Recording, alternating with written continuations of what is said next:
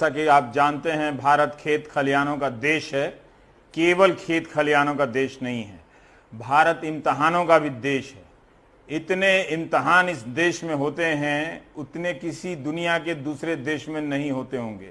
हर समय लाखों की संख्या में छात्र ढिबरी जलाकर परीक्षा की तैयारी कर रहे होते हैं या यात्राएं कर रहे होते हैं। दौर में मानव संसाधन मंत्रालय नाम का प्राणी हर सरकार में है, केंद्र में भी है और राज्यों में भी है। एक मंत्री होते हैं और बहुत सारे लोग दरबान से लेकर सचिव तक होते हैं। क्या इन लोगों को परीक्षाओं को लेकर, और वाइस चांसलर लोग भी होते हैं जिनके कुर्सी के पीछे सफेद तौलिया रखा रहता है कि पसीना न चिपक जाए, तो क्या इन सबको मिलकर परीक्षा को लेकर एक तरह का निर्णय नहीं लेना चाहिए? कोई परीक्षा ले रहा है, कोई कोर्ट चला जा रहा है, कोई कहीं चला जा रहा है। ये हो क्या रहा है इस देश में? इतने दिन हो गए हैं, इम्तहानों को लेकर एक नीति बन जानी चाहिए थी। ये कोई वाहवाही की बात नहीं है कि सुप्रीम कोर्ट में आज ये हो गया वो हो गया, पर आप देखें कि देश का कोई ऐसा राज्य नहीं है और हर दूसरी तीसरी यूनिवर्सिटी के छात्र वो परेशान हैं कि उनका इम्तहान लिया जा रहा है और वो अपने शहर में देख रहे हैं। ना वहां पर देश से दूरी का पालन हो रहा है, ना किसी चीज का पालन हो रहा है, ना इलाज का इंतजाम है। अब वो देख रहे हैं कि परीक्षा देने गए और संक्रमित हो गए तो क्या होगा। अभी ये सोच ही रहे होते हैं तो उन्हें बताया जाता है कुछ परीक्षाएं होंगी ही होंगी। तो इस तरह की दुविधा में हम अपने छात्र बिरादरी को क्यों डाले हुए हैं?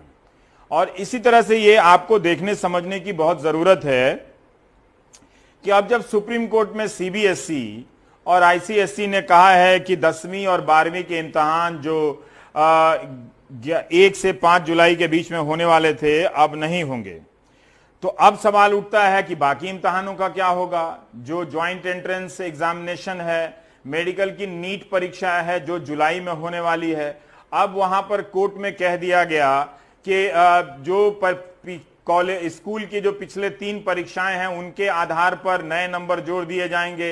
अब जिन्होंने रात रात भर पढ़ के 12वीं के इम्तहान का टेंशन लिया, उनका कहना है कि क्या ये बराबरी होगा मूल्यांकन में कि हमने पूरी तैयारी की पूरा, और उसके बाद कुछ छात्रों को आप ऐसा करें कि आप उन्हें पहले की परीक्षाओं के आधार पर उनका मूल्यांकन करें। उसी तरह से आप देखें कि डॉक्टर बिरादरी मांग करती रही, वो सुप्रीम कोर्ट तक गई होगी, वो भी कई अदालतों में गई कि पोस्ट ग्रेजुएशन की परीक्षा रोक दीजिए, परीक्षा नहीं रोकी गई।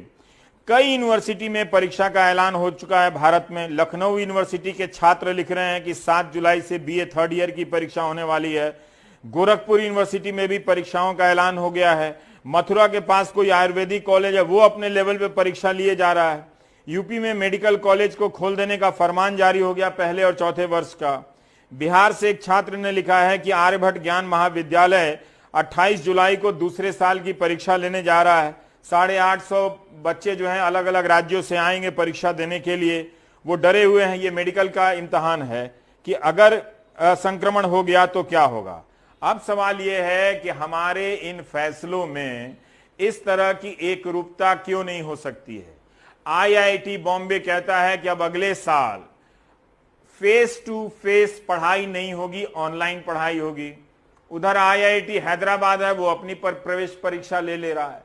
तो कोई शिक्षा मंत्री इस देश में है या नहीं है? और शिक्षा मंत्री के ट्विटर हैंडल पर जाकर देखिए तो छात्रों ने अनेक समस्याएं उन्हें बताई हैं, लेकिन इसके बाद भी कमी का निपटारा हुआ होगा। हम ये नहीं कहते कि वो कुछ भी निपटारा नहीं करते होंगे, नहीं तो सर्वे में इतनी लोकप्रियता कहां से आती? 70% जो चैनलों पे चल रहे हैं। तो इन्हीं सब कामों की वजह से ही तो कोई सरकार लोकप्रिय होती है। लेकिन फिर भी जो छूट गया हम वही